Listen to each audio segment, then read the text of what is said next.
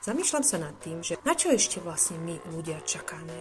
Čo sa ešte všetko musí stať, aby sme sa zobudili, chceli žiť inak, urobili niečo preto, aby sme sa mali inak? Koľko ešte musíme v tých našich zamestnaniach sedieť? Chceme my, aby naše deti žili tak, ako žijeme my? Chceme, aby chodili do práce iba pre peniaze? Chceme, aby žili vo vzťahoch, ktoré ich ničia?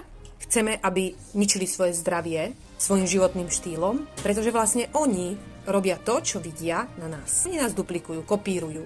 Keď chceme, aby naše deti sa mali inak, tak my musíme dneska začať inak žiť. A každý môže zmeniť svoj život, keď chce. Ak chceš, tak sa rozhodni dnes, hneď dnes, začať prvým krokom robiť zmeny, pretože všetko je možné, keď sa preto rozhodneš. Ak chceš vedieť viac o projekte, v ktorom som ja, chceš mať lepší, slobodnejší, šťastnejší, zdravší, krajší život, úžasný ľudí. Ale nie ty, sťažovač, ktorý si nie je vedomý, že zodpovednosť za svoj život má vo svojich rukách. Ty nie. Takým nechcem sa baviť. Vy mi nepíšte.